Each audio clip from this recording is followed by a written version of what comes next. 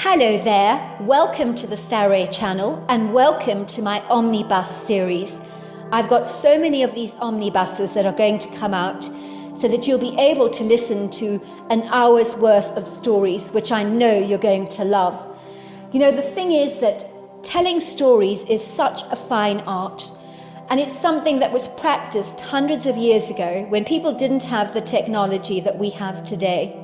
And everyone would gather around the fire and listen to a wonderful story. And also, what is so wonderful about a story is that personally, I think it is the best way to go to sleep. Every night when I go to bed, I always listen to stories.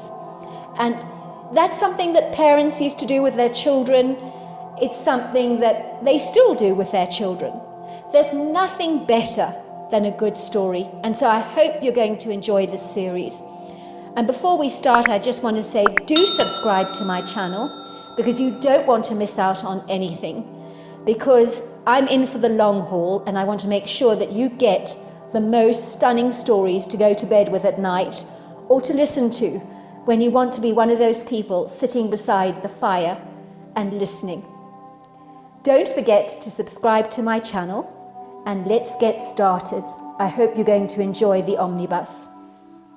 Dear Sarah and all your lovely listeners, my name is Taylor and I'm from the Pacific Northwest region of the United States, from Bellingham in Whatcom County, which is a coastal city in Washington State, very near the Canadian border, and is also a port for ferries to Alaska.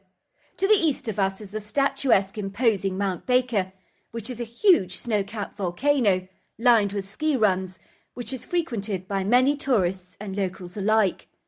My wife Caitlin and I moved to the South Hill neighbourhood in Bellingham in 2003 when we bought a fixer-up house with the most fabulous sensational views over Bellingham Bay, with the added benefit of being close to downtown Bellingham, which meant I could get to my job in just a few minutes. We both moved to Bellingham as the South End schools there are reputed to be great for elementary up to senior school, as we were planning to start a family, so this seemed like the perfect quintessential place to live. My story begins in 2010, when my wife Caitlin and I had been trying for a baby for over 7 long years, without any effectual results, and we had even had several tests to ensure that we were both fertile, and were assured by our paediatrician that we shouldn't have any problems conceiving a child, but 7 years on, we hadn't even been fruitful.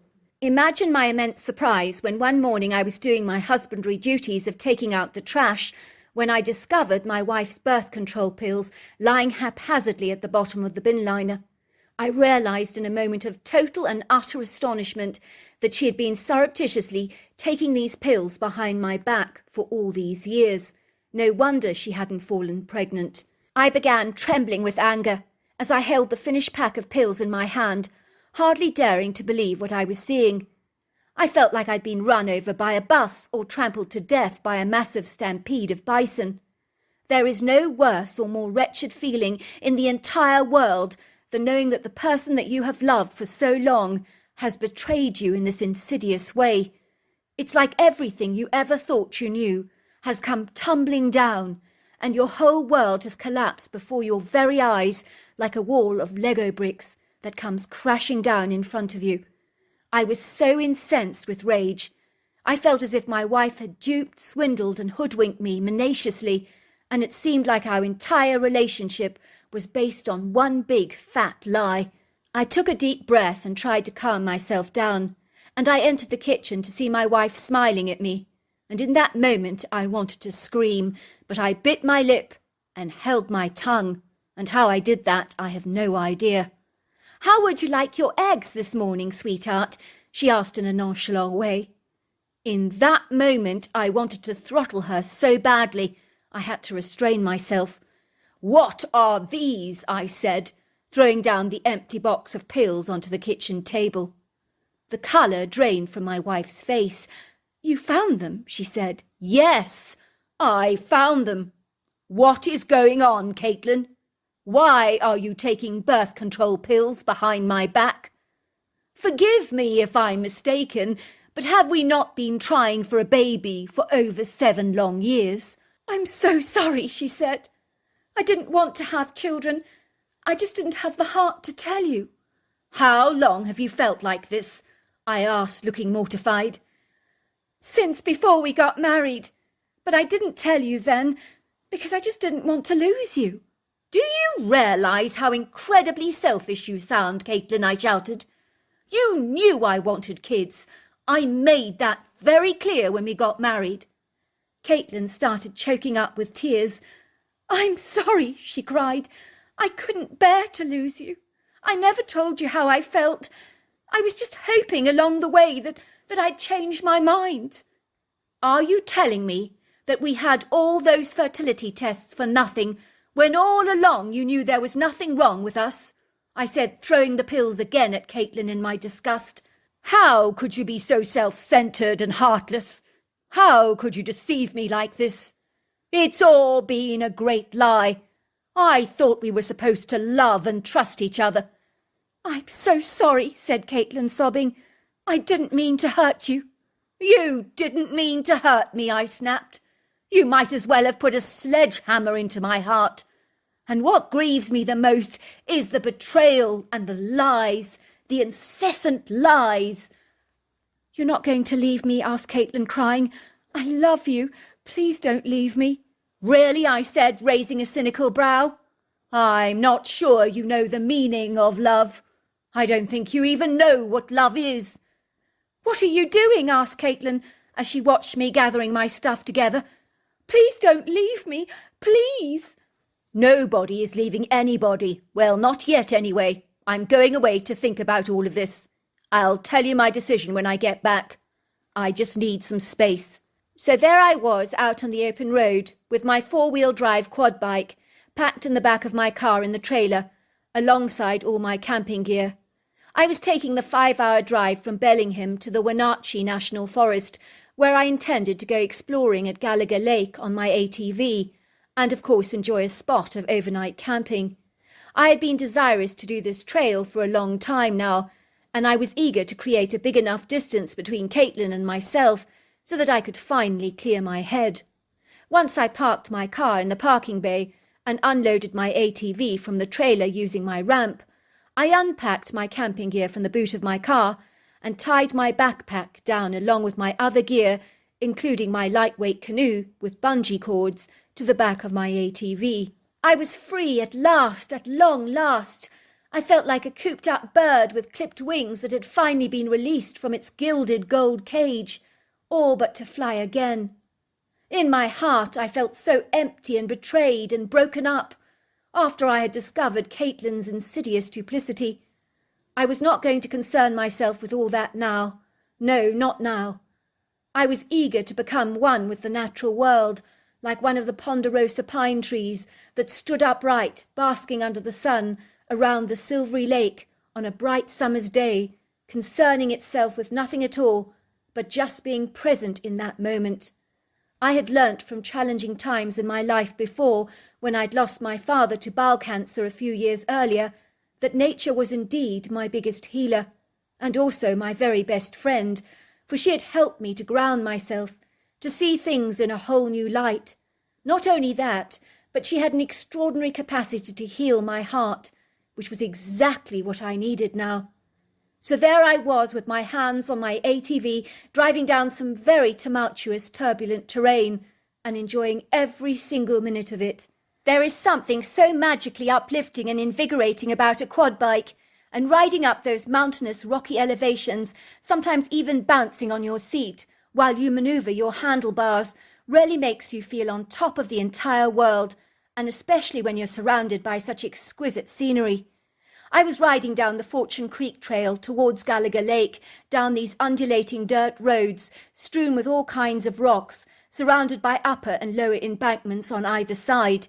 If you stopped the quad bike for a moment and looked briefly over your shoulders, you could enjoy resplendent views of the mountains rising up into the blue sky like masterful giants, with the tall silhouettes of the Douglas fir, spruce and logpole pine trees only serving to add depth and fullness to the picturesque beauty of this enchanting, magical place. I was riding up some very steep, treacherous inclines and through large puddles of water until finally I reached Gallagher Lake, in the Teenaway area. I parked my ATV in an attractive clearing overlooking spectacular views of the lake itself, where I set up camp for the night and hitched up my tent. I decided to enjoy a spot of paddling on the harmonious lake in my small canoe, and it was so idyllic and restful, as there wasn't a solitary soul in sight, and the place was so tranquil, isolated and serene. Before long I sat around the mesmerising crackling fire and boiled some hot water to enjoy a cup of hot steaming coffee, while I watched the golden sunset in its dreamy resplendent folds of tangerines, orange and pinks splashing across the horizon in a kaleidoscope of pretty bedazzling colours. I had purposely not charged my phone and had left it in the front area of my ATV to alleviate the full temptation to use it. I instinctively knew that Caitlin would have left me hundreds of messages begging for forgiveness, and I couldn't stomach all that right now. It would seem like the very thought of her made me want to throw up violently, as I felt like a prize idiot for having been deceived by her for so long. While I was seeing divorce signs rising up in my head, I could already see my jovial plump pastor telling me, "Brian, you need to get a grip. You need to be a man about this. You must learn to forgive. What did you do to make your wife not share her issues with you?" Seeing my pastor's reasoning face in my head was making me as mad as hell. Stuff forgiveness, I thought. How could I ever forgive my wife when I felt such an incredible rage and hatred towards her? I really wanted no contact with her whatsoever, nor with the outside world. I just wanted to be one with nature. I didn't want any more thoughts of my wife to ruin or persecute the beauty of this magical night, and so I chose not to think about her at all. I sat there staring at the flames of the open fire, completely transfixed. It almost had a trance-like hypnotic effect over me while I cooked the burgers. The night was full of the sounds of croaking frogs and the chorus of crickets, and it was all so exceedingly pleasant. I glanced up at the sky and began to admire the Milky Way with the twinkling stars that sparkled like diamonds in the boundless firmament, along with the shimmering luminescence of the crescent moon. The immeasurable expanse that graced the sky only served to make me sentiently aware of how inconspicuous and small I actually was in the grand scheme of things, and how insignificant and irrelevant my problems really were. Did the Douglas fir tree really concern herself when one of her branches broke off, I pondered? Of course not. She just regenerated herself and grew more branches. Did the wild flower of the valley concern herself that the following morning she would bloom no more? Of course not. She was content just to be beautiful for a single day, and that was her lot. With those revelatory thoughts in my head, I eagerly retired to my sleeping bag and fell into a deep, restful, rather blissful sleep. But during the night I was unfortunately awoken because it became bitterly cold, possibly because I was camped out on a 6,000 elevation. And worse still, the howling wind didn't help matters either, as it restlessly whistled throughout the night, punneling my tent vigorously with an angry feistiness, almost as if it was mirroring or reflecting the turbulent state of my emotions. The very next morning I was awoken to a magnificent, beautiful day filled with pretty birdsong, and after a brief, refreshing paddle on the lake in my little canoe, and an invigorating hike to stretch my legs, I ate a brisk lunch of chicken stroganoff and rice, washed down with plenty of coffee, and then I got back onto my ATV with a gentle breeze blowing against my face. I felt so free and so alive on the precipitous, rough road, riding over steep, lumpy, mountainous elevations, with my ATV taking all the heavy beatings of this rugged, rocky landscape, as I proceeded upon my way to Van Epps Pass, as I wanted to get to the highest point with a 360-degree view of the surrounding mountainside. The howling wind suddenly started to pick up substantially, and all of a sudden, for a brief moment when I was going up the steep elevation, I felt something biting my cheek like a mosquito, and I slapped it away, releasing my grip off one of the handlebars for a fleeting second, but that's all it cost for me to lose control of my vehicle.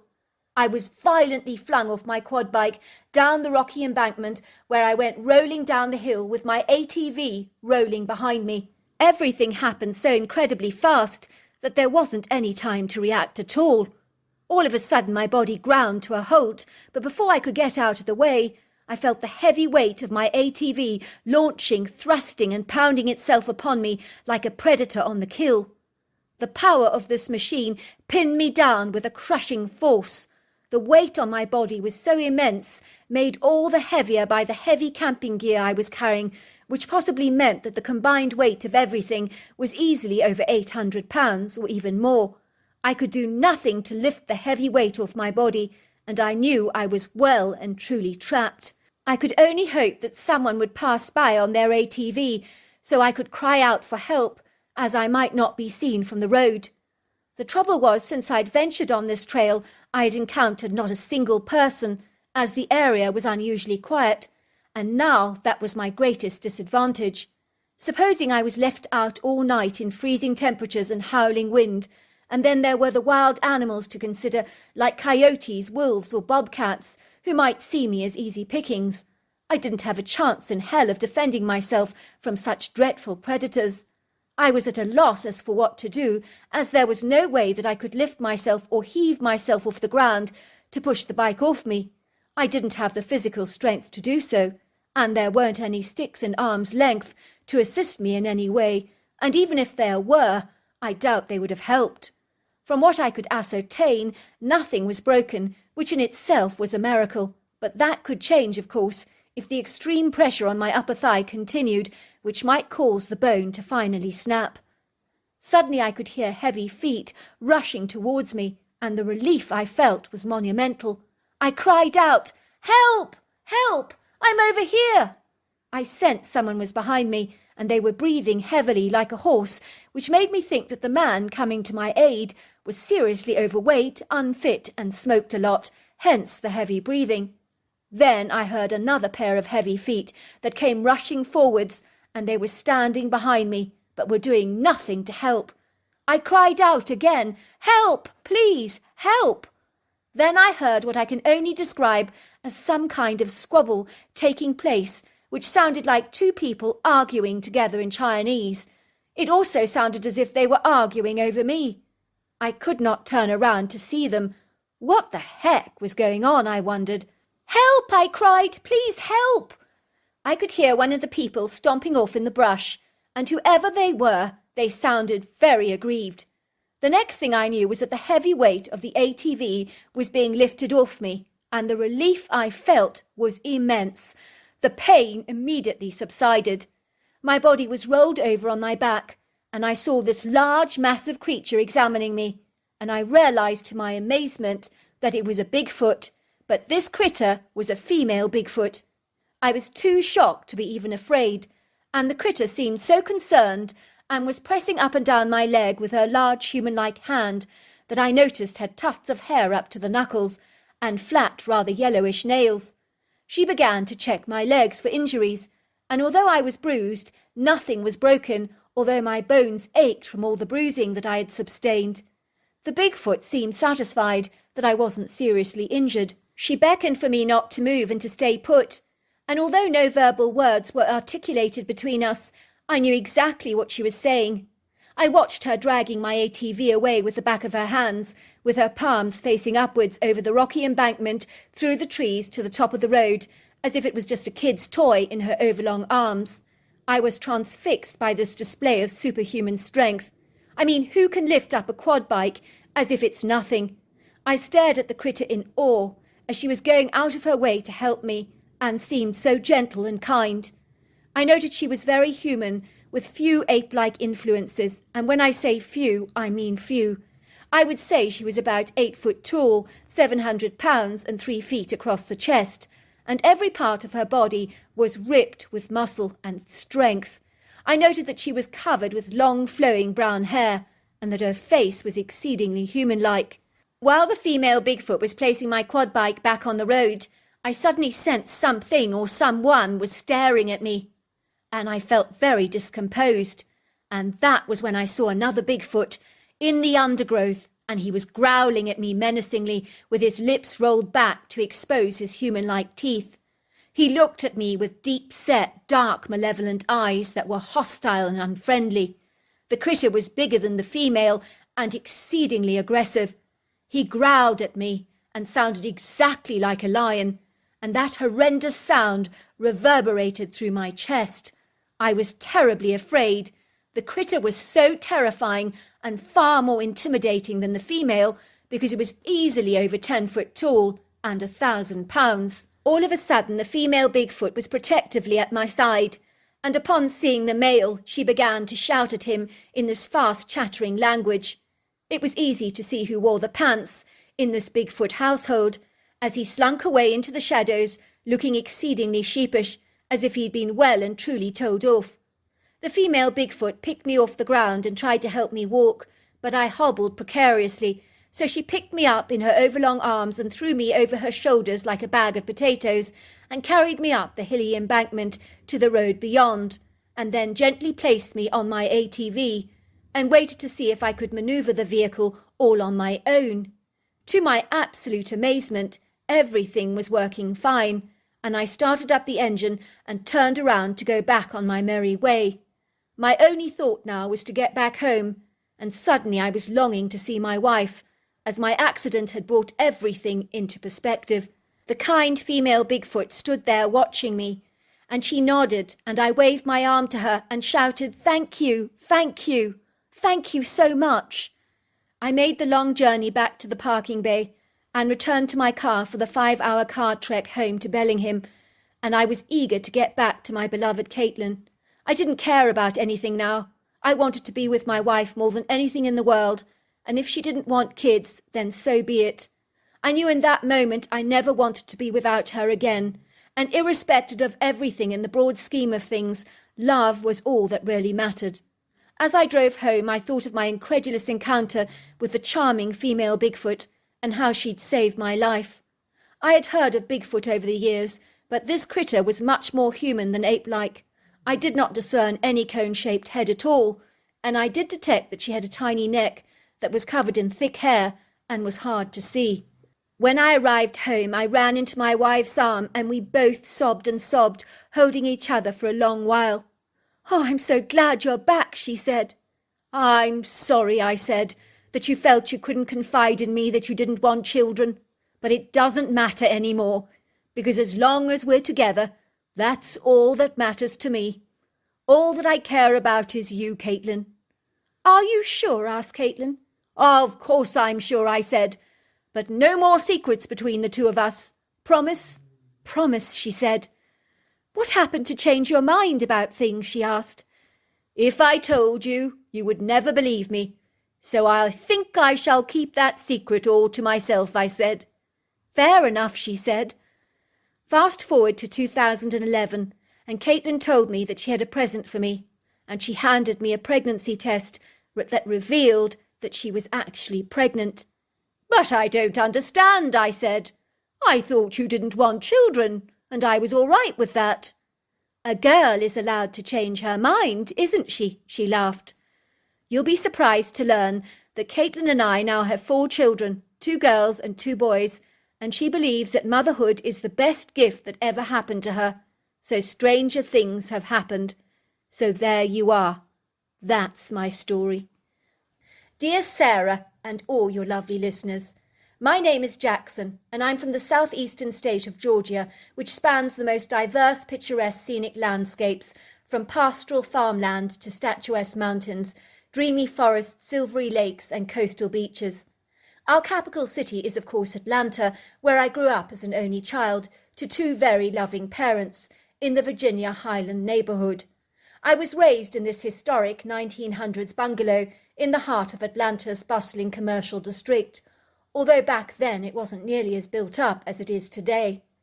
Nowadays properties in Virginia Highland are excessively pricey, but the area is still walkable, with many charming cottages and colonial revival homes, and is in close proximity to coffee bars, restaurants, boutiques and so much more. Growing up in the early 60s, I would spend copious amounts of time with my cousin Lincoln, whose 3 older sisters had long since flown the nest and were settled down with families of their own. Lincoln was the unexpected late lamb, so to speak, as my aunt never envisaged falling pregnant again.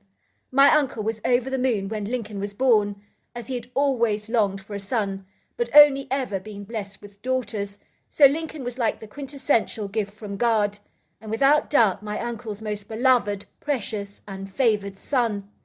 My aunt and uncle lived on a really productive pecan nut farm, situated not far from Jacksonville, and as a child I loved spending time there with Lincoln, who was not just a cousin to me, but my very best friend, and ironically we looked so alike that we were often mistaken for twins. The family farm was breathtakingly beautiful, and in those days you would drive down some seriously precariously rough pebbly roads to get to the cattle gate, with a sign which read Pecan Hill Farm.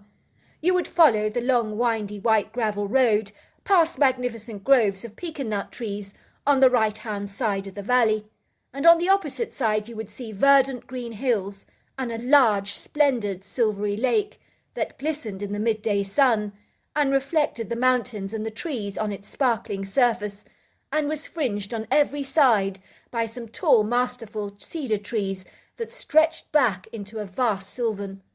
Lying in the heart of the valley, like a jewel to this crown, was the prettiest farmhouse that you've ever beheld, that looked so magical, picturesque, and enchanting that it could have been fictional, like something you would expect to see in an Hans Christian Andersen fairy tale. On paper it might sound possibly unremarkable, prosaic and mediocre, or even stereotypical if you like, much like other standard farmhouses you hear about, but you'd have to have seen this one to believe it. The prepossessing, bodacious, symmetrical farmhouse oozed character and total charm. It was 3 stories high and was painted in a pretty yellow colour, with a black slate roof and large white wooden frame French windows that overlooked the mesmerising panoramic views of the electric green countryside. It would appear that pretty rambling wild roses with open pink blooms climbed up the front wall of the home, trailing above the outer wooden panel of the white gleaming front door. Very classic-looking sandstone steps ran from the front door directly through a seamless French-styled courtyard that was framed with lavender bushes and sandstone tiles that supported terracotta pots filled with seasonal pretty flowers. Lincoln's father was a phenomenal farmer who could tell you everything you needed to know about pecan nuts and about the different varieties available on the market, not to mention the antioxidant power of a portion, as well as the calorific density due to the oil content of the nuts. One day he actually lit up a pecan nut for us with a flame, and it lit up like a cigarette, due to all the oils in the nuts. He told me that pecan nuts at one time were given to pigs as a staple diet, and people who ate those pigs described the pork as having a delicious nuttiness to it, which I suppose makes sense. My aunt was forever making pecan nut pies, and also sold many at the local town.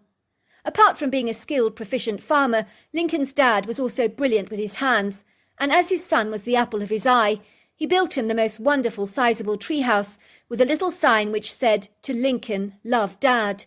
The treehouse was built around a very mature oak tree that was situated 50 yards in front of the woods, that overlooked the bedazzling views of the statuesque mountains and the rugged rocky outcrops that hung over vast areas of the large silvery lake, like large layered flattened steps or platforms where you could sunbathe at will. The arresting treehouse possessed its own sweeping staircase that went right from the base of the tree to the cute little parasol home, which had its own wraparound porch that you accessed through the seamless sliding glass windows.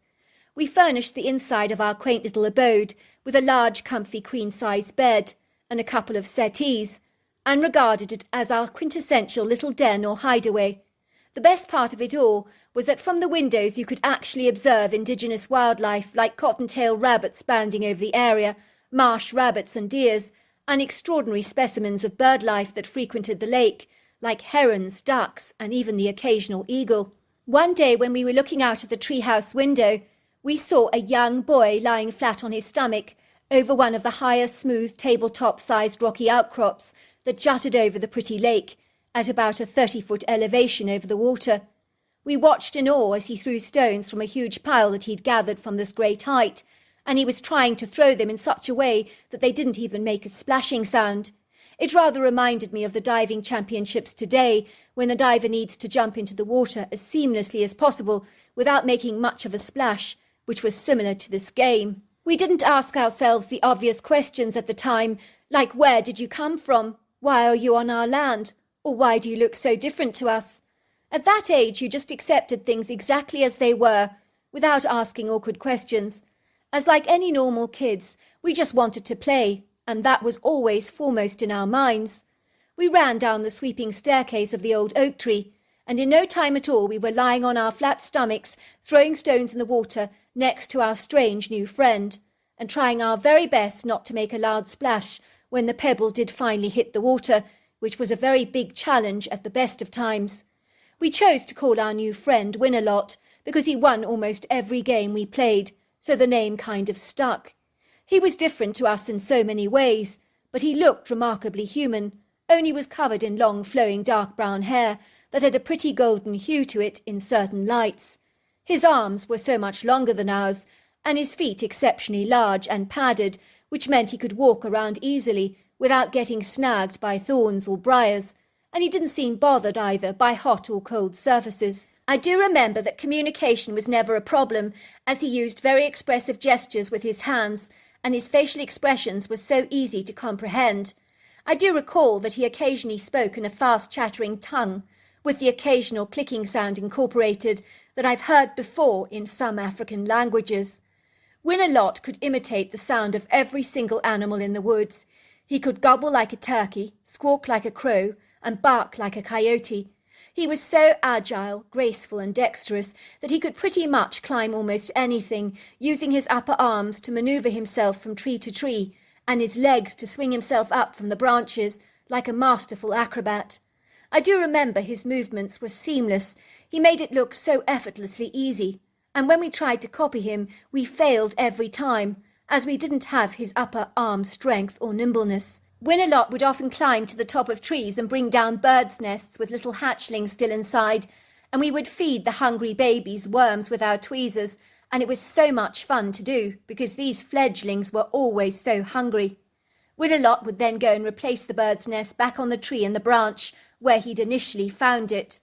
I do remember he did try to do this once to a crow's nest, but the nest was far too messy to retrieve, and the parents were incensed with Win-A-Lot, and perched at the end of the branch, squawking angrily at him, and flying around him, and even pecking him a few times with their beaks. You could tell they were far from impressed with him, and we found it hilariously funny to watch. It was always fun hanging around Win-A-Lot, but I only saw his mother on a couple of occasions, as she seemed so reticent, aloof and evasive. We could discern her colossal silhouette hiding behind the brush, and she would peer at us and make a whistling sound, articulating a few fast words to Win-A-Lot, who would go off with her and leave us to play alone. I do remember he loved eating my aunt's pecan nut pie, and he ate tons of pecan nuts and acorns and berries, but I never observed him eating meat, but I'm sure he did. One time when we were kids, I do vividly recall a very strange, peculiar event that all these years later I reflect upon quite a lot, because it was so weird. In those days, crime was not the contentious issue that it invariably is today, but that did not mean that you weren't exempt from the random encounter with the occasional weirdo wandering around the place. One day my cousin and I were playing in the woods together, but on this occasion Win-A-Lot was with his mother collecting acorns and roots, as she had called him away from us earlier on in the morning. On this occasion a nefarious man approached us out of the shadows. I say that because we never saw him coming. He possessed a receding hairline and a silvery moustache, with piercing blue eyes. Looking back, he was a real insidious-looking character, but back then what did we know? To us he was just a man, nothing more or nothing less. Granted, he wasn't attractive at all, or not even remotely ruggedly handsome. But we were young, naive and gullible, and you could have told us the sky was green back then, and we might have believed you. Well, not quite, but almost. The tall, lanky man, with his spidery physique, may have been in his 30s or 40s, but in those days anyone past the age of 20 was literally ancient as far as we were concerned, so we considered him to be elderly. This disingenuous stranger should not have been on my cousin's farm in the first place, unless of course he was one of the hired workers that helped my uncle in the harvesting of pecans, which was a possibility, but my cousin didn't recognise him. I do remember this perfidious, guileful man behaved very strangely towards us and began to ask us all kinds of awkward questions about ourselves, like, "Where are your parents?" and "How old are you?" We answered all his questions wholeheartedly. Then this odorous man with his fake grin in a nonchalant, casual way, asked us if we fancied a trip downtown to get some ice cream together. We were so enthused about this exciting prospect and began to eagerly follow the man back to his car, without even batting an eyelid, as such was the blindness of our innocence. All of a sudden we heard a huge, thunderous commotion. It sounded like a rhino was bolting through the thicket at an alarming speed, and this caused Lincoln and I to become incredibly apprehensive. Whatever it was, it made the most god-awful, horrifying scream, and the overwrought man grew as white as a sheet, and his eyes as round as saucers, and in his terror-stricken state he began to run away, looking over his shoulder with a spooked, aghast expression upon his face. All the while he was being pursued by this huge, shadowy giant, who we suddenly realized at once was Winalot's mother. We could hear the troubled man frantically racing towards his car, and struggling to open the door as his hands were shaking and trembling so much. I noted that his car had deviously been concealed behind a large hedgerow, so it couldn't be seen from our house. We watched in amazement as the man bounced onto the seat, slammed the car door behind him, frenziedly revved up the engine, stalling a few times in the process, because he continued to shake. I watched in absolute horror as his tyres squeaked in his eager haste to get away. Winalot's mother threw a couple of large stones at the window, smashing the glass violently inwards, and it looked like his car had been hit by bullets. She chased his car all the way down the driveway, screaming as she went, and shaking her fists angrily. Those screams were so petrifying, they caused the very hair on my neck to stand up on end. I'd never seen anything like this before, because Winalot's mother was usually calm and down to earth, but on this occasion she was incensed with that man for some reason. I couldn't fathom what was going on at the time. We saw her fleetingly as she glided back through the woods, swinging her arms backwards and forwards, glancing at us ever so briefly, with a look of deep troubled concern in her eyes. And then she was gone. "Why did Winalot's mother have to be so mean?" piped Lincoln. "I wanted my chocolate ice cream." "Maybe she didn't want us to have any," I suggested. We were bitterly disappointed that Winalot's mother had chased the nice man away from us, who had promised me a great big scoop of strawberry ice cream. But now looking back, she may well have saved us from a nefarious predator with very devious intent. 5 minutes later my aunt was huffing and puffing as she ran into the woods, asking if everything was all right, and what on earth all the screaming was about. We shrugged our shoulders and said, "What screaming?" "You mean you didn't hear that raucous commotion?" she said.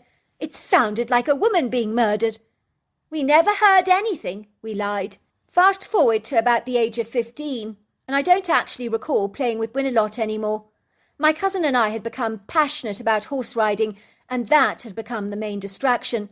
We would go riding all over the countryside together, and our trips to the treehouse became less and less, and were trips to the stables instead. Lincoln's father had built us the most magnificent stable for the horses. One day my uncle rescued a horse that had been badly abused by some callous people who had treated her so badly by starving her half to death. The vet was actually amazed that she was still alive, as when she arrived at my uncle's farm she was like a skeleton and was half dead.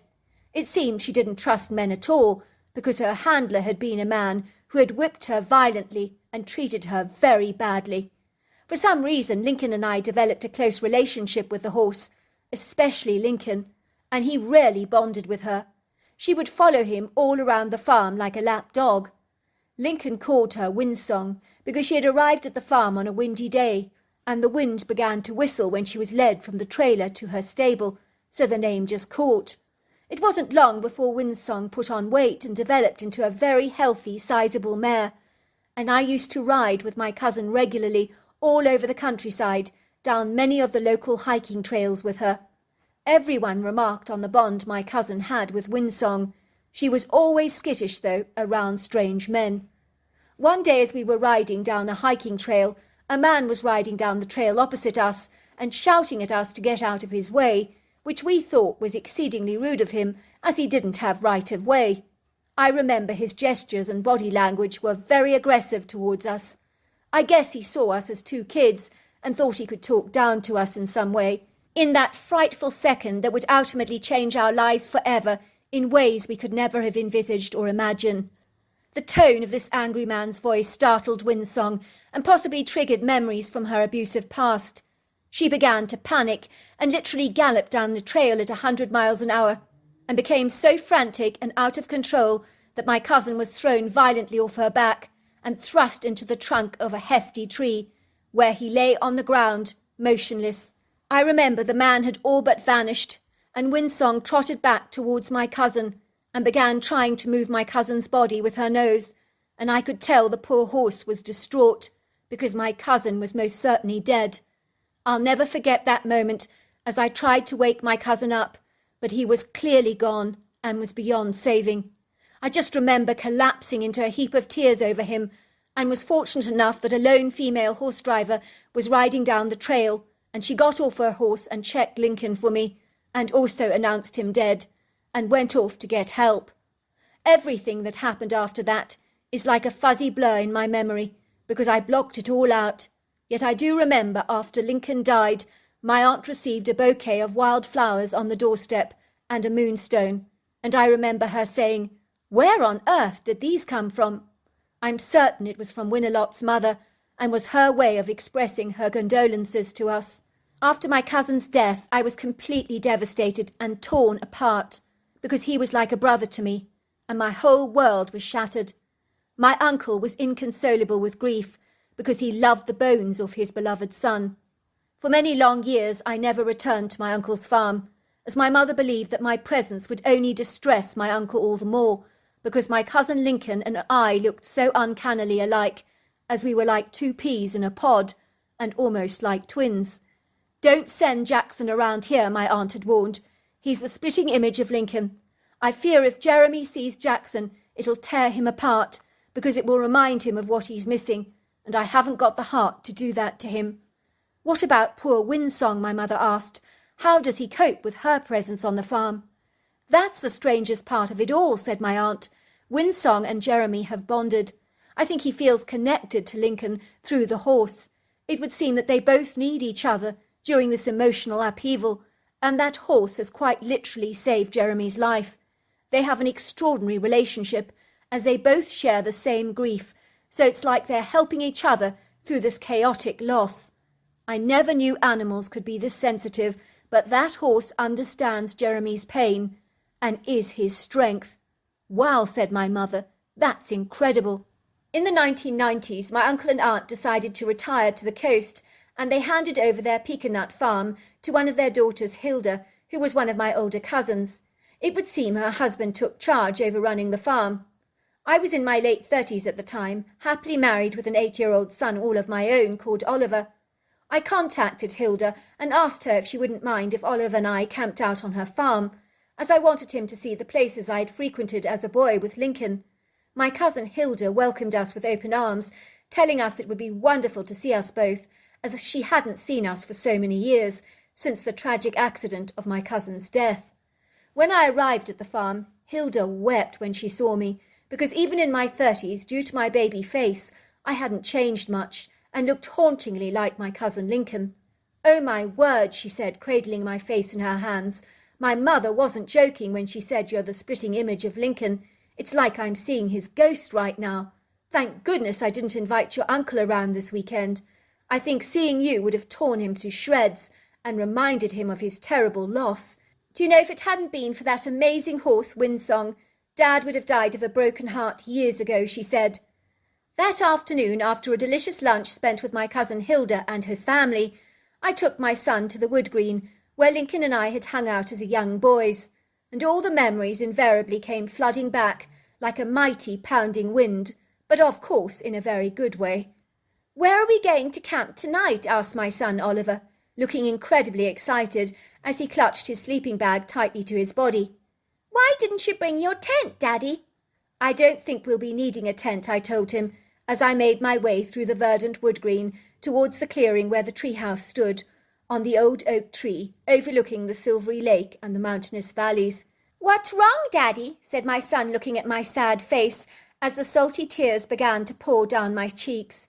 Even I was surprised by my emotional outburst as I stared at the treehouse that brought back so many haunting memories of my childhood, of the special time Lincoln and I had shared together, and the memories of our hairy friend Winalot. "Memories, son," I said, wiping away the tears from my eyes. "Precious, happy memories, that's all." "This is great," said Oliver, looking up at the treehouse in delight. "Are we going to sleep here tonight?" "That's the whole idea," I said, climbing up the sweeping staircase with my son following behind me. I was astonished that from the outside the house was in remarkable condition, and I wondered if Lincoln's father had treated the wood over the years. It was likely he had done so, in memory of his son, I thought. When we got into the treehouse, I was stumped, as the inside of the treehouse looked like a large nest. The floor was decked with bales of hay that had been draped in animal pelts to make cushioned mattresses, and there was no sign of the bed or the old couches. There were a few tree stumps on the floor that looked like they were being used as random chairs, and there were 2 large pails that were filled with pecans and acorns. I immediately thought to myself that some kids had been messing around in our treehouse and disheveled the place. "Why is there hay everywhere?" asked Oliver, looking very surprised.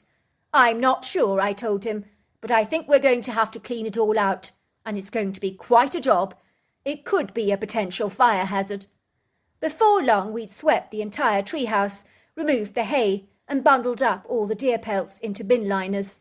I discovered that my aunt had surreptitiously squirreled away and wrapped up the old mattress along with the couches with bubble wrap, placing them in storage in one of the barns. So we retrieved them and replaced them in the treehouse, where they invariably belonged. That evening, after a delicious dinner with our cousins, my son and I retired to the treehouse. We laid out our sleeping bags upon the large, comfortable mattress and fell into a deep, tranquil sleep. It was at about 3 o'clock in the morning when I was suddenly awoken to the sound of heavy feet moving up the steps into the treehouse. And that was when I saw him. It was Winalot, my friend from years ago, now fully grown up with his female partner and his 2 younglings. He was so big now, it was almost intimidating to observe him, but I would recognize him anywhere. My heart just leapt with joy as I was thrilled to see him. Tears began to mist up in my eyes, and my throat became thick with fog because I was lost for words in my wondrous awe to see him. Winalot must have been about 9 foot tall, 3 feet across the shoulders, and 700 pounds, although now he had a beard and moustache, and his hair was long. His face looked much like it had done all those years ago, although it was broader and fuller, and his nose flatter and wider. For a moment we just stared at each other, and his face immediately softened as he recognized me. His eyes lit up at once, and I could see that he was ecstatic to see me after so long. His female companion looked alarmed and rather afraid, while Fearless, the rambunctious younglings, just looked curious and intrigued, as you might have expected. I immediately ran up to Winalot and I embraced him in my arms, and I began to sob and sob so that his hair became wet from my tears. He was so big, I couldn't even get my arms around him, but he patted my back affectionately for several times with his large hands, and made several joyful whooping sounds that he always made when he was exceedingly happy. His female companion began to chatter away garrulously, possibly asking him what was going on. Winalot pointed to me and exchanged a few syllables with her, and the female looked at me with a keen interest, and her fear subsided, and then she tapped me on the back like an old friend. I suddenly realized what Winalot was doing in the treehouse, where he would play with us as kids. It would seem that he had made this place his home, and everything made sense to me. My son Oliver was having such an amazing time as well. He was communicating with the 2 younglings by showing them his yo-yo, and they seemed fascinated, and before long they were all playing with it together. I could see Oliver was not concerned how different these critters were to himself, not unlike myself at his age. I knew Winalot knew the word "it's yours" from when we were young, so I pointed to the treehouse and to the bed and to the couches and said, "It's yours." He seemed to understand, and I patted him on the shoulders. Winalot squirreled away something from the rafters of the roof, and he pulled out a rose quartz, which he gave me, and I have treasured it for all these years, and have been told it's an exceptional piece. I spent the rest of the morning with Winalot, and we communicated in the sand by drawing pictures so that we could understand what we'd been up to since we last saw each other. We then went out to swim in the lake, and we splashed around in there for ages, having so much fun. And when the sun rose, we played our games with the rock, while my son was also having the time of his life with his 2 younglings. "I'm going now," I said when it was about 12 o'clock in the afternoon. Winalot looked sad to see me go, and so I took my son's hand and retreated down the staircase and made my way back to the farmhouse for a hearty luncheon. All these years later, looking back, I realised that Winalot was a Sasquatch. I became aware of this after all the coverage about Bigfoot on television. I know that Winalot would never harm a human being, but if a human was to encounter him, it does concern me how they might react to him, or that they could take a shot at my childhood friend, and that would grieve my heart terribly. Because I know he does look intimidating, but believe me, he has a heart of a great big soppy teddy bear, and if he saw you in trouble, he would rescue you in a heartbeat, and that I can assure you of. So there you are. That's my story. Dear Sarah and all your lovely listeners, my name is Aaron, and I was born and raised in Seattle in the Queen Anne Hill neighbourhood, where I grew up with my strict parents and my younger sister Abigail. Growing up, my parents both came from military backgrounds, so were rigidly controlling, believing that a young boy needed to be raised with structure and discipline in order to become a man of honour and integrity, which meant that I really didn't have nearly as much freedom as any of my peers did. However, when it came to becoming a Boy Scout, they seemed to loosen their tight reins on my life somewhat and encouraged me to get involved with the Boy Scouts, believing that these team activities, coupled with outdoor experiences in the natural world, would be character building for me. My incredulous Bigfoot story begins in 1952 on a summer Boy Scout camping trip to Mount Rainier National Park, which is the largest stratovolcano in the Cascade Range in the Pacific Northwest, about 50 miles southeast of Seattle. The glacier-capped Mount Rainier is over 14,000 feet and is situated alongside other nearby volcanoes that all overlook exquisite mountain views, silvery lakes, majestic waterfalls, wild meadows filled with pretty colourful flowers, and the list goes on. I do remember our scout master was a man called Mr. Davis, and he decided that we should go camping at one of the smaller picturesque campsites, and so he wisely chose Mowick Lake Campground that was situated on the edge of a very rugged, rough road and is one of the access points from the 93-mile Wonderland Trail, and I do recall that a myriad of other hiking trails intersected that trail. In my opinion, it is without doubt one of the most scenic, pristine locations in which to pitch up your tent, with awesome vistas, sensational mountain views, and crystal clear water. I promise you that from the shoreline vantage point on glacier-covered boulders, you can observe the lake bed below, where ancient rock seemed almost close enough to touch, but I assure you that that is just a trick of the light.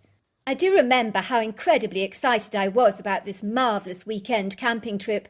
It was an ideal opportunity to enjoy spending time with 25 other boys close to my age, away from the prying eyes of my formidable parents, who, if they really saw what I got up to when their backs were turned, would be exceedingly unhappy.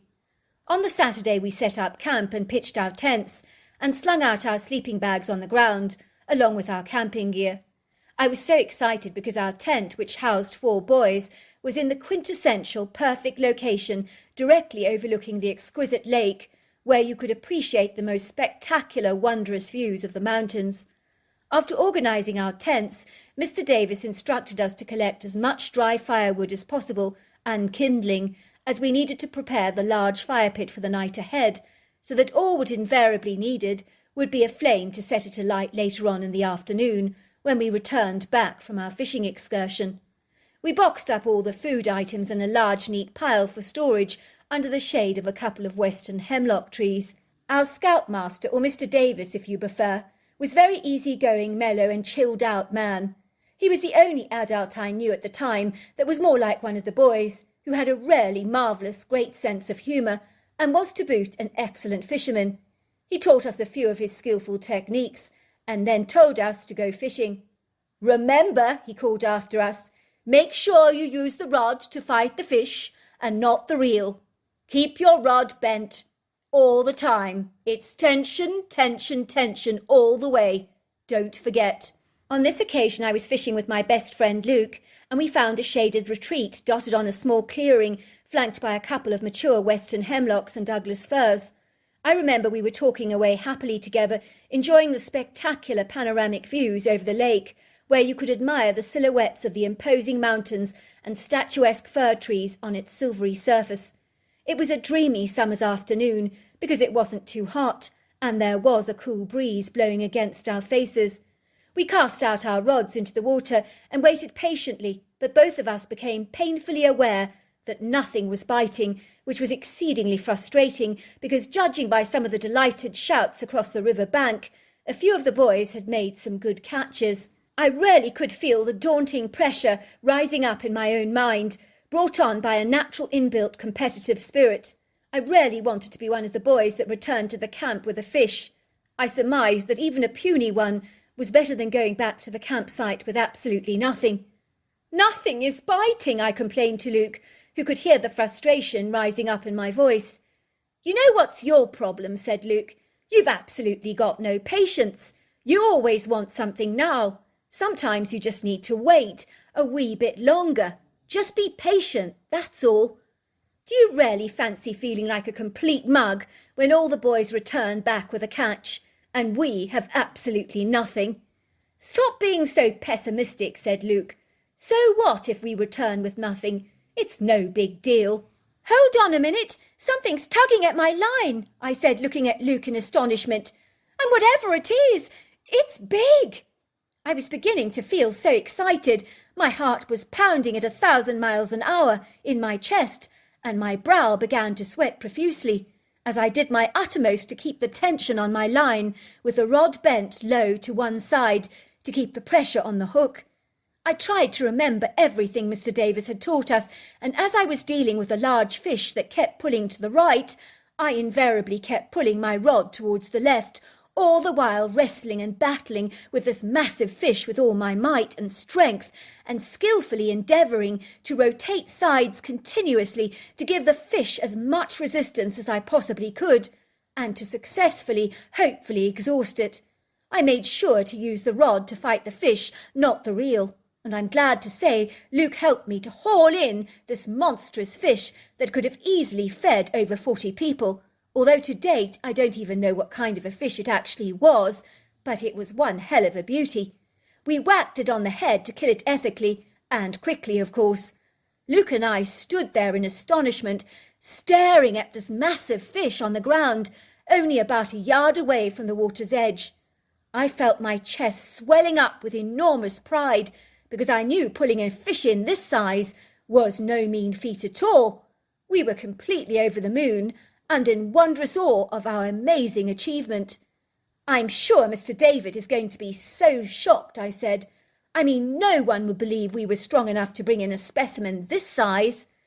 As we were both gloating about our fine catch, something very strange happened, of which neither of us could explain. We heard the river water moving towards the shore in a choppy inward sweep of waves, and I discerned that something very large and sizable was oscillating towards us vigorously through the water with a purposeful intent, rather reminding me of a crocodile. Only whatever this thing was, it was considerably larger and much more powerful than a crocodile. In our shock, Luke and I immediately took a few steps backwards. We saw fleetingly what looked like a humanoid head and huge shoulders rising up out of the water in a press-up type of action, whereupon these massive, hairy, humanoid-like arms, with huge sausage-sized fingers and a flat nail bed, just seized our fish and vanished under the water and was gone from our sight.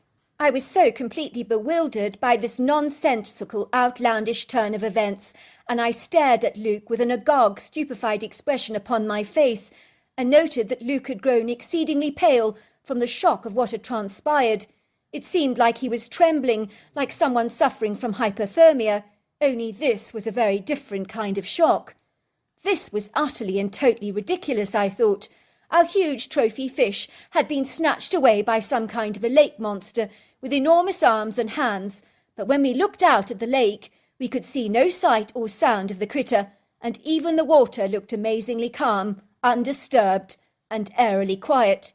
It was the weirdest, most peculiar turn of events that defied any kind of logical explanation. Who or what had taken our fish so cunningly? Did we really just see that? I asked Luke. Did some monster just steal our fish? Luke's face remained ashen, and his legs began to wobble. I can't believe what just happened. Whatever that thing was, it stole our fish. It was built like a giant. Well, whatever it was, I said, it wasn't interested in us. It just wanted our fish. Of course, when we returned back to camp and told everybody our sensational, rather remarkable story, nobody believed a word of what we said. I promise you, I assured the boys, when I got back to the campsite, I caught the biggest fish you've ever seen, but a humanoid lake monster stole it from us. You think we were born yesterday, chuckled Dudley. You're just jealous because you never caught any fish. It's very convenient that you don't even have the big fish to show us. Methinks you're protesting too much. I think you feel ever so slightly peeved because you caught nothing. I did catch a massive fish, I insisted, didn't I, Luke? Tell them. He's telling you the truth, insisted Luke. I was there. I saw the whole thing. Aaron reeled in this monster-sized fish, and something in the water came and stole it from us, and it had big human-like hands and was very scary. Dudley laughed. Pull the other one. Nice try, but I'm not buying a word of it. Unfortunately, notwithstanding our protesting, nobody believed our incredulous story, despite our very best efforts to convince them otherwise. In truth, our outlandish account of what had transpired during our fishing excursion sounded too preposterous to be true. I suppose I couldn't really blame them for doubting our testimony. Needless to say, it really upset me to see Dudley being praised effusively by Mr. Davis for catching a couple of sizable trout. I felt really cheated, because I knew that I should be the one receiving that praise, but some insidious river monster, or lake monster, whatever you choose to call it, had stolen my thunder. The worst part of it all was that the people believed we were so jealous that we hadn't caught anything, so that we made up this whole fictitious story, when we knew it was the truth. Well done, Dudley, said Mr. Davis. You caught some fine fish there, and big ones too. You should be very proud of yourself. You'll make a fine fisherman one day. Well, I did exactly what you said, Mr. Davis. I kept the rod bent, and it was tension, tension, tension. Good boy, said Mr. Davis. I made a face and stuck my tongue out behind Dudley's back and whispered to Luke, He's such a sucky poo and a teacher's pet. And Luke began to giggle. That evening we marvelled at the sunset, as golds and oranges and pinks were splashed over the sky like the coloured paints on an artist's palette, and it was spectacular to behold. In a trice the colours dissipated like the vapour from a kettle, as the sky darkened and deepened, and before long we were gazing up at the glittering stars and the light of a splendid full moon. It was quite a cool night, so we gladly gathered around a large crackling campfire, while mesmerised by the gold-orange flames burning the wood. And after eating some grilled fish caught by some of the boys and some tasty burgers, we roasted marshmallows over the open flames and began to tell ghost stories. From what I've learnt, you're not allowed to have fires by Lake Morwock any more, but back then I remember we had sizable fires every night, without any problems. Well, I've got a good ghost story for you, said Mr. Davis. Do you believe in ghosts, Mr. Davis? Asked one of the boys. I wouldn't be telling you the story if I didn't, he said. Everybody grew very quiet, and you could have heard a pin drop, as Mr. Davis began to tell us his ghost story. All the boys loved Mr. Davis, and so he had our undivided attention. I was a young boy at the time, possibly about your age, with my older brother. We both went to stay at my grandmother's house for a couple of days, as my parents were going away.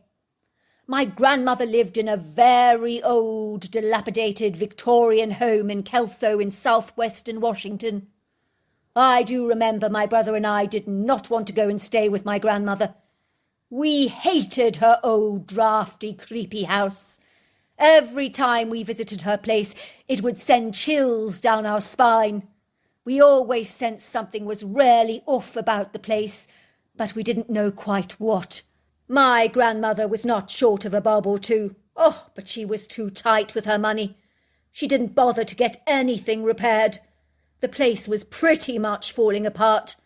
There were no modern influences in that home whatsoever.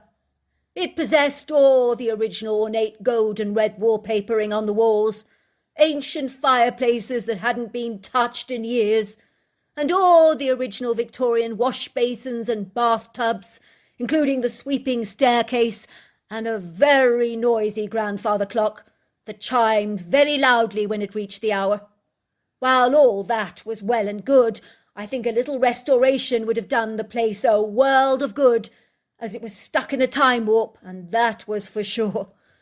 That night when I went to bed, my grandmother warned us that the house was old and frail, just like her, and that we weren't to be scared if we heard strange booming sounds during the night, because it was just the old pipes making a huge racket. Well, I retired to bed that night, and I experienced this creepy, menacing sensation that I was being watched, and it almost felt like I was an imposter, not welcome in this frigid, austere bedroom, almost as if it belonged to someone else, and I was trespassing upon their space. It was a very odd feeling that set my nerves on edge and made me feel distinctly rattled and twitchy. I begged my brother to swap rooms with me, but he refused. He said, "I don't like your room. It gives me the heebie-jeebies." So I said to him, "Well, can I share your bedroom with you?" And he said, "No, I like my own space." My brother was bull-headed and stubborn at the best of times. I knew there was no point in arguing with him or even trying to persuade him to change his mind, because it would just be fruitless. So I reluctantly retired to my bedroom, which was so ominously doomy, but I didn't have a choice in the matter. So I got into the bed with its old-fashioned covers, and it was rock hard, and it had the most uncomfortable mattress you've ever slept on. I immediately covered my head with my sheet and went to sleep. Later that night I was awoken to the sound of the grandfather clock striking the midnight hour. I could distinctly hear heavy, stomping men's steel toe boots walking slowly up the staircase, 1 foot at a time, with a very conspicuous squeaky sound. The staircase was adjacent to my bedroom. All of a sudden, the most terrible thing happened. This head swiveled around to face me, and I saw the lost-looking eyes staring intently at me. They looked confused and disorientated, with a "Who are you? What are you doing here?" look on his face. The man got up from the bed, and the bottom half of him dematerialized before my very eyes, and I could see his torso and his head floating towards the fireplace, and it appeared that he was missing both his legs and his feet. Yet, even so, I heard the very distinct heavy sounds of his boots, despite the fact that I could not see his phantom legs any more. Would you believe it? The man walked through my fireplace and vanished before my very eyes. I was so shocked. The next morning I informed my grandmother what I'd seen during the night. She told me that I must have seen the ghost of old Mr. Briggs, who had taken board and lodgings in that very room where I was sleeping, at that Victorian home during the 1900s. I gather he was a very keen pipe smoker. My grandmother told me that he was a pedestrian on the Allen Street Bridge collapse in 1923 between Kelso and Longview, Washington, where about 35 people were killed during the rush hour. Apparently, Mr. Bridges had his 2 legs severely crushed by the weight of the falling debris from the towers of that bridge accident. His legs had to be amputated at the hospital during an emergency surgery to save his life. But days later, he died of the septic shock. Obviously, the procedure was too drastic for him. It might explain why at one point in time I only saw half of his body floating towards the fireplace. As you can imagine, I did not want to see that ghost again, and so I slept in my grandmother's room the following night, but I could still hear the heavy clomp and the stomp and the clacking of his steel boots walking around that house. Believe me, That was not old pipes. After that experience, I simply refused to stay at my grandmother's house ever again. My grandmother admitted and confessed that she'd always known Mr. Briggs haunted the house, and had seen his ghost on a couple of times without his legs, and admitted that the noises we heard were his boots and not old pipes. My grandmother believed that Mr. Briggs could not come to terms with his violent death, and one theory is that he does not even know that he's dead, which is why he's still taking board and lodgings at my grandmother's place even today. Well, maybe Mr. Briggs was confused that you were sleeping in his bed, I suggested. That's why he looked at you so strangely. Good point, Aaron, said Mr. Davis. You may well be right. It didn't help that your grandmother never changed the decor, said Dudley. No wonder poor Mr. Briggs is so confused, if nothing has changed at all from the time he rented the place all those years ago. Wow, Mr. Davis, everybody exclaimed. That was quite some story. If anyone can beat my story, said Mr. Davis, we will hear it. Otherwise, it's time to call it a night. Beddy byes for all. We all groaned as we made our way back to our tents, as we would have enjoyed staying up a little later, but the moment our heads hit the sleeping bags, we were out like a light, lost to the world of dreams, thinking all about the story that we'd just been told. All of a sudden, Luke began to shake me vigorously. It was about 2 o'clock in the morning. I'm scared, he told me. I'm dying to relieve myself, but after Mr. Davis's ghost story, I'm so scared to go out there on my own. All right, I whispered. I'm coming now. Luke and I crept past the bodies of 2 sleeping boys and promptly exited the tent, and it was quite light that night, owing to the full moon, and although we brought our flashlights with us, they were certainly not needed. We both traversed a path 100 yards away from the tent, where we relieved ourselves behind some trees, and as we were returning back to our tents, we almost collided into this massive creature, the likes of such that we've never seen before in our life. It was clear he'd been raiding our campsite, because he was carrying a large bag stuffed with our food, but in his huge, humongous-sized hands, they looked almost puny and pathetic, scant offerings for a sizable beast. I'm not kidding when I say to you that Luke and I were standing only a foot away from this massive thing. The critter just pushed me to one side with his huge hand to get me out of the way as I was blocking his path. He made another low warning growl, and then just glided away, moving with such a flawless grace. Luke and I just stared at each other in amazement as we could not fathom what we'd just seen. I could not even run from that thing, said Luke. I just froze up like an icicle. Me too, I admitted. What was it? Asked Luke. I don't know, I said. I really don't know, but I would recognise his arms anywhere, because those were the arms that stole my big fish earlier on in the day. We cannot tell anybody about this, whispered Luke. No one would believe us. The following morning we awoke to find Mr. Davis making scrambled eggs for us over the fire pit, but he told us that all the other food, the sausages and the bacon and stuff like that, had mysteriously gone walkabout during the night. He suspected someone had crept up on our campsite to steal the food. He showed us a long line of massive muddy footprints that went directly from the lake towards the tree where we stored our food, and then back to the woods. Whoever he was, said Mr. Davis, the man had the biggest feet I've ever seen. It could have been a bear, said one of the boys. Those are not the footprints of a bear, said Mr. Davis.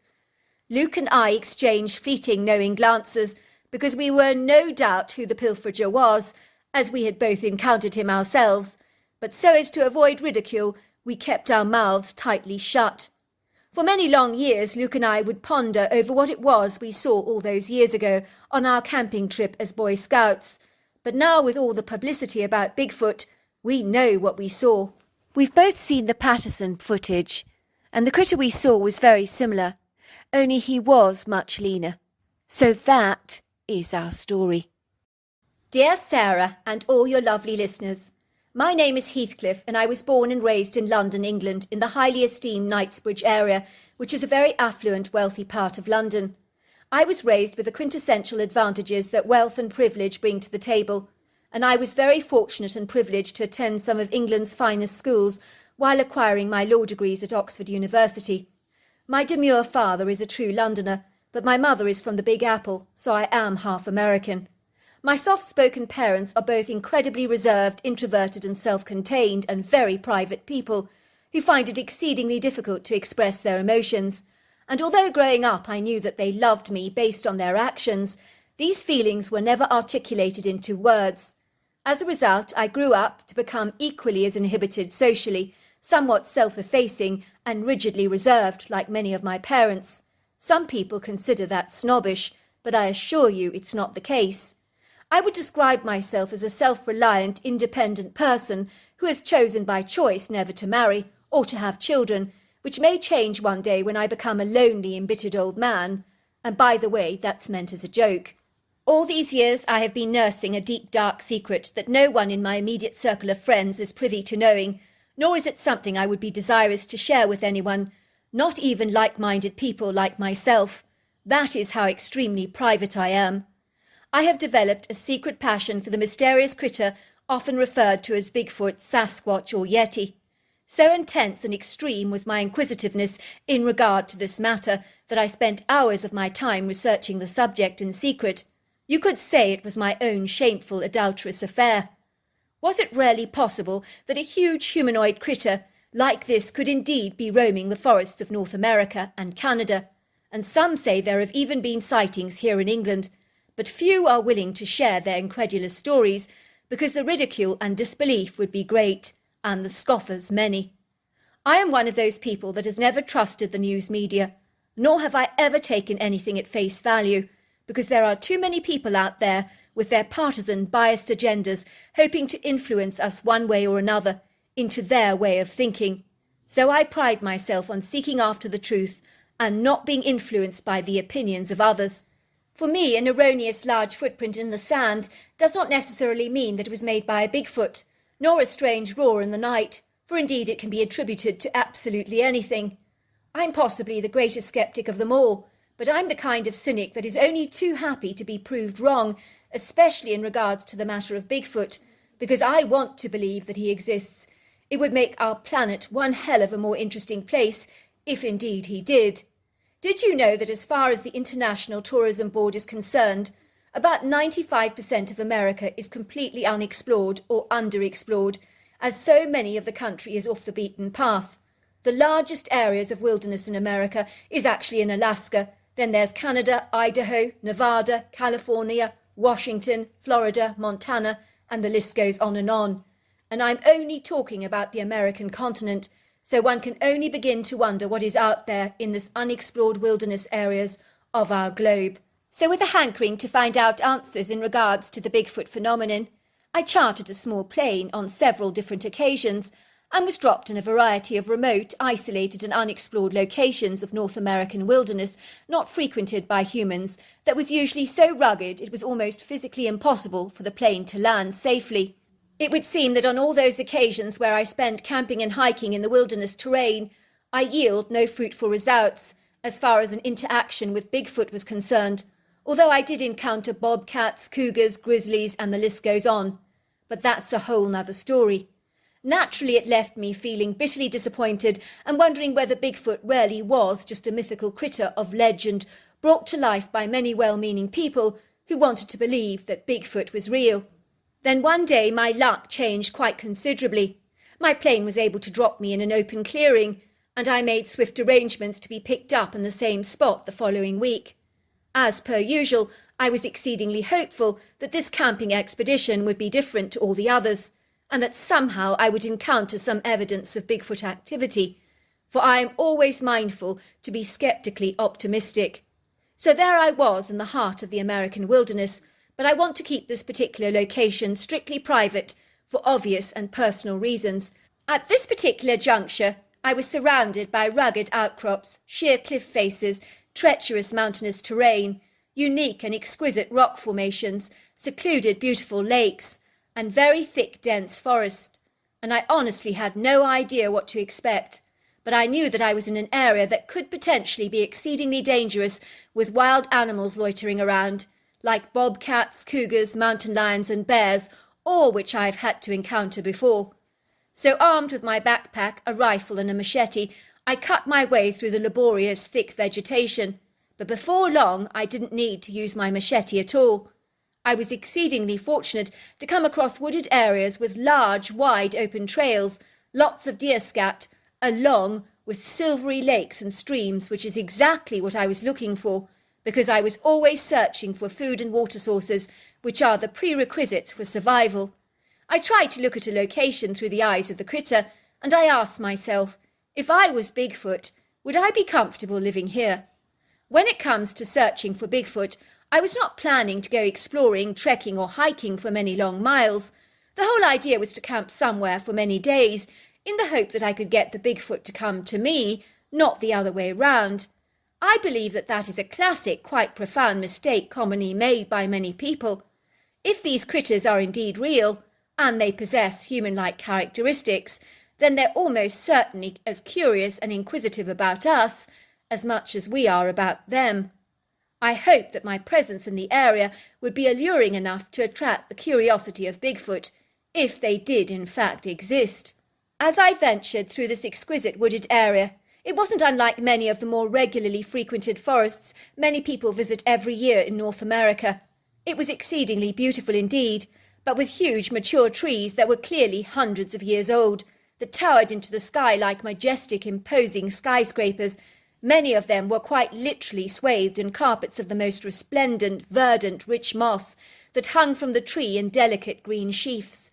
The curvaceous tree branches crisscrossed each other from a great height, providing a glorious umbrellaed canopy above my head, where prisms of light twinkled through the branches, dappling the floor in a very pretty ethereal luminescence.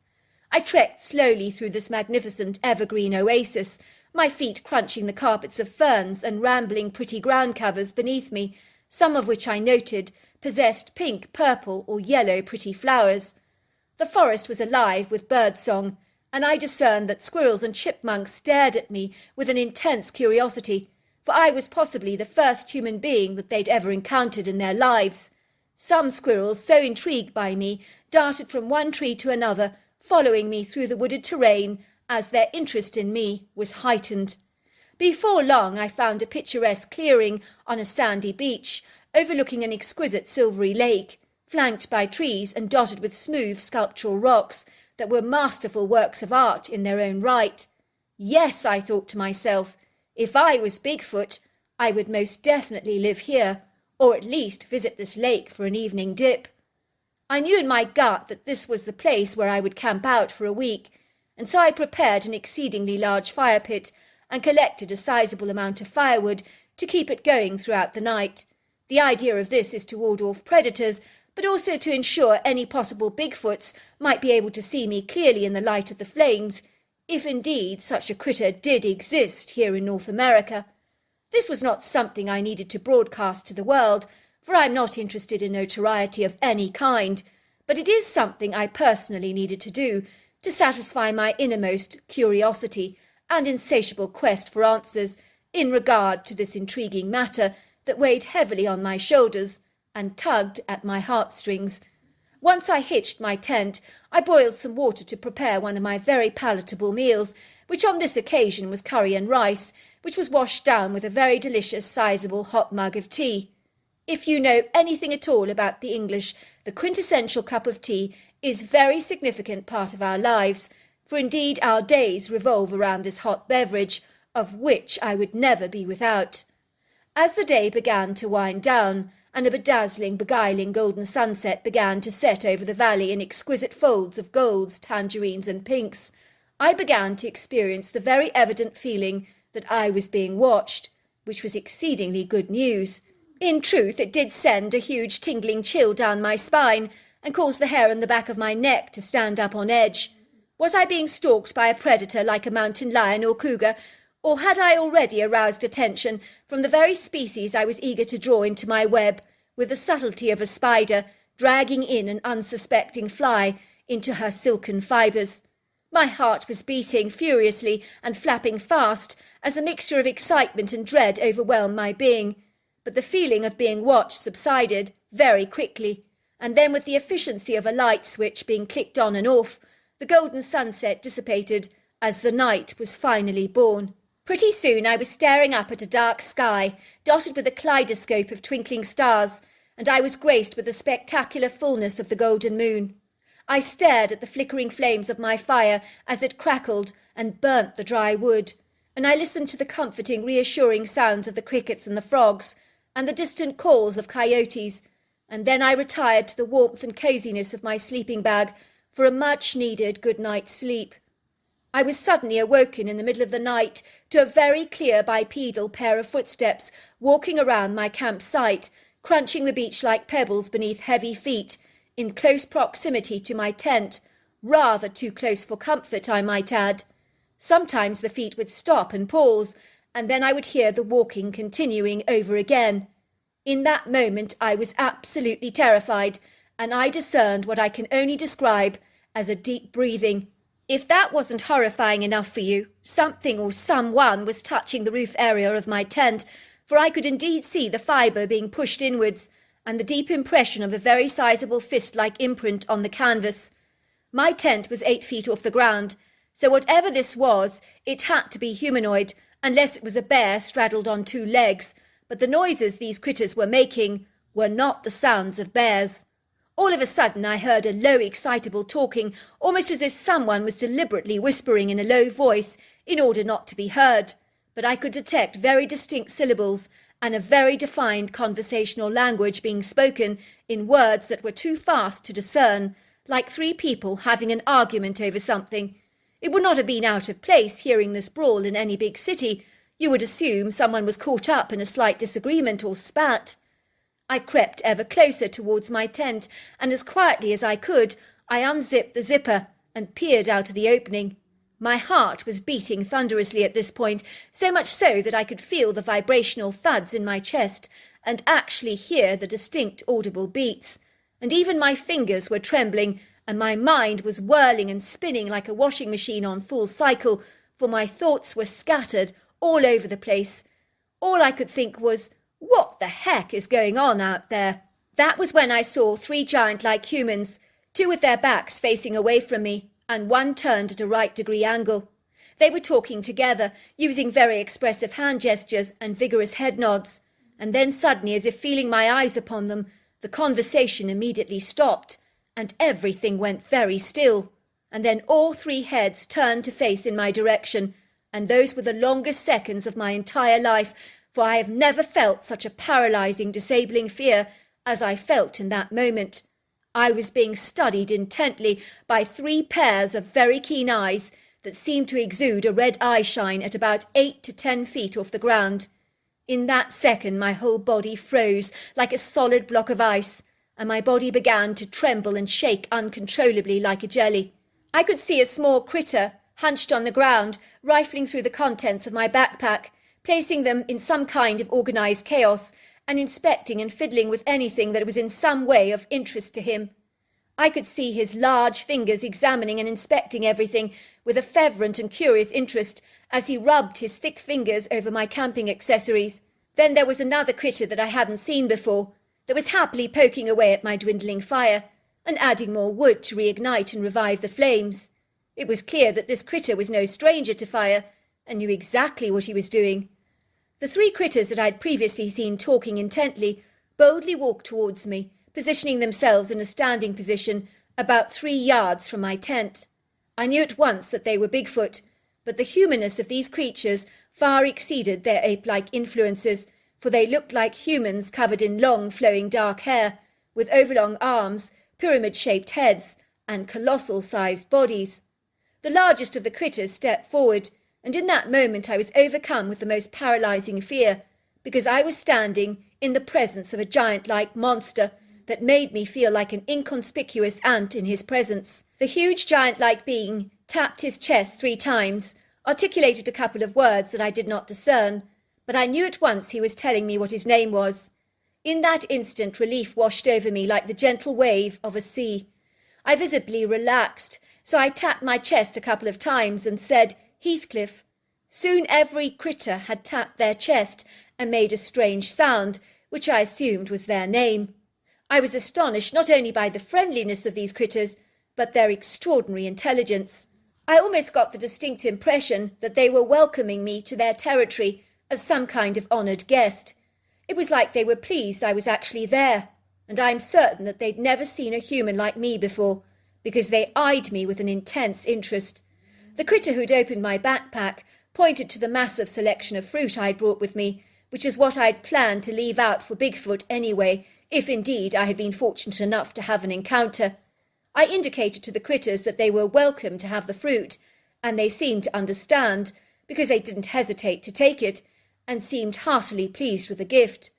The alpha male said a few words, and pointed to the distance, and then I watched them glide away in the night, armed with 2 shopping bags filled with mixed fruit. When they moved, they were so graceful, it was almost like they floated. In the far distance were mountainous valleys so rugged and treacherous that they would have never been tackled by human beings, but I think the Bigfoot was telling me they lived in those craggy mountains. I retired to my sleeping bag in a complete daze, wondering if that had really happened. Had I truly encountered the mythical creature known as Bigfoot in the middle of the wilderness? In truth, I'd never expected such a congenial encounter, yet the reality that Bigfoot was real hit me still harder than anything else, and I was overwhelmed with a feeling of immense and great joy. When I awoke the following morning, I discovered that the Bigfoots had collected me tons of firewood, and there were 2 large fish tucked in the bowl of my firepot, and I knew that they'd been left there for me by the Bigfoot. Every morning I would watch a large female Bigfoot with sizable breasts playing in the water with about 5 little Bigfoot, all of whom were under 4 foot tall and were clearly juveniles. The one thing I noticed about all the Bigfoots was just how uniquely individual and they were in their appearance, with different face shapes, markings and hair colours. Some of them had hazelnut hair, others had more auburn or blonde tones to their colour. Much like humans, they had different characteristics, temperaments and personalities. I could see this when they interacted together, and it was astonishing how human they were in so many aspects. I watched in wondrous awe as they began throwing pine cones at each other and making animated whoops of delight as they splashed around, and their coordination and grace were utterly astonishing. They knew I was watching them and did not seem to mind, for they were as interested in me as I was in them. And when they didn't think I was looking, they would swiftly glance in my direction and study me curiously, for I am certain I was the first white, hairless humanoid that they'd ever seen. In the days that followed, I saw the Bigfoots in the early morning and late night, and the mellow, gentle alpha male would come to my tent and pat the roof with his fingers to get my attention. I would climb out of my tent as 3 Bigfoot would be standing there yards away from me. In his hands the alpha male always held a couple of sizable fish, which he handed directly to me, and I accepted with a thank you. Sometimes it was a leg of a deer or a hog, but they always brought me something, and were so friendly. I enjoyed the fresh meat every day, and cooked it over the fire pit, and it was delicious. The critters seemed intent on protecting me.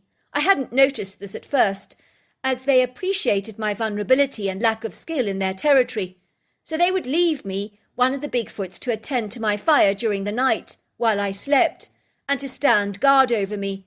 On occasion I would hear the Bigfoot on guard duty growl and roar aggressively when a predator like a bobcat approached my camp. The roar from the Bigfoot was infinitely more terrifying than the roar of a lion. They had the tonal capacity to cause my chest to reverberate, and even for the ground to shake. I think the lake was a drawing card for many animals, but they invariably scuttled away upon encountering Bigfoot. For indeed, with my very eyes, when I heard a raucous commotion outside my tent one night, I crawled out to investigate what was going on, and I was to witness a curious grizzly bear scouting my campsite. But upon seeing the angry Bigfoot, he scuttled away in fear, without even attempting to challenge the critter. I've never seen a grizzly intimidated like that before, which is why I'm certain that the Bigfoot is the apex predator in these parts, respected by all the animals, including the grizzly bear himself. On one occasion the alpha male had a huge deer slung over his shoulders like a sack of potatoes, as if it weighed nothing. I remember thinking how tiny the deer looked in his humongous shoulders, for there are no words I can use to ever express the girth, width and mass of these critters, for every part of their gargantuan bodies is solid muscle. I think they could easily lift a car without breaking a sweat. for such is their strength, power, might, and loftiness. Although I spent a week at the camping site, my interactions with the critters were at best random and brief, but memorable and special at the same time. And although friendly and welcoming, they were elusive creatures by nature. Yet every interaction I had with the critters was always warm and convivial, and they seemed so determined to make me feel welcome. I felt like an invited special guest, and it was almost as if they regarded the land, the mountain, and the lake as all their territory. On my last night, they knew I was going.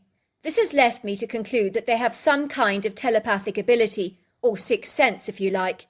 For indeed 15 Bigfoot gathered around my camp, tapped their chest 3 times, and told me their names. They said something I couldn't understand, but in my mind it was like I heard these words in my head. I know it sounds weird and outlandish, as this is something that I still struggle to get my head around today. But this is what I heard.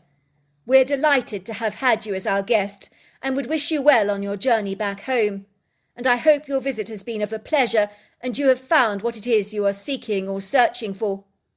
The alpha male presented me with the most beautiful large emerald, and then they all glided away, leaving me staring at the jewel in disbelief and wonder. I mean, this is an emerald we're talking about. Had I really heard those words in my head, or was it in my imagination? But it had seemed so real. I had come here for what I was searching for. I'd found the answer to my question, that Bigfoot was real. Now my quest was finished. The itch had been scratched. I considered myself so privileged to encounter such remarkable creatures like these, of whom I shall never forget, for they occupy a very precious place in my heart. So there you are. That's my story. Dear Sarah, and all your lovely listeners, my name is Tammy, and I'm 27 years old. Let's just say I'm located somewhere rural in North America, as I would really not like to give any of my geographical coordinates away, given the sensitive nature of my work, as we're not really supposed to talk about it. But this is a subject that needs to be discussed, as it is so often brushed under the carpet, and it is the proverbial pink elephant in the room that people would prefer not to talk about. It is ironically the very nature of my job that ultimately led me to encounter Bigfoot. What I will say is that the area where I live is an idyllic countrified setting, surrounded by mountains, dreamy forests, silvery lakes, rugged outcrops, prairies and open pastures, and it's situated not too far away from the main city. Growing up, I was privileged to have an incredibly blessed childhood, and from a very early age my greatest desire in life was to help people. This was made manifest for me when I was waiting in line at a veterinary surgery many years ago to give my new puppy his annual vaccinations, and a woman was there who had to put her cat down as it was suffering from a debilitating condition. The woman was inconsolable with grief, and I took her into my arms to comfort her. I continued to support her for several days after the event, with many encouraging phone calls, and she quite literally told me that I saved her life. It was then that I knew what I wanted to do, and it was the best feeling in the world to help someone who needed support through a difficult time in their lives. If you've not guessed already what work I do, I work for a crisis centre as a crisis counsellor, helping with people who are feeling suicidal. As you can imagine, people all over the world, not just here in America, have been suffering the debilitating effects of suicidal thoughts, especially after the onset of the COVID-19 virus that really has had catastrophic effects on people's mental health, more so than the virus itself, I have to say.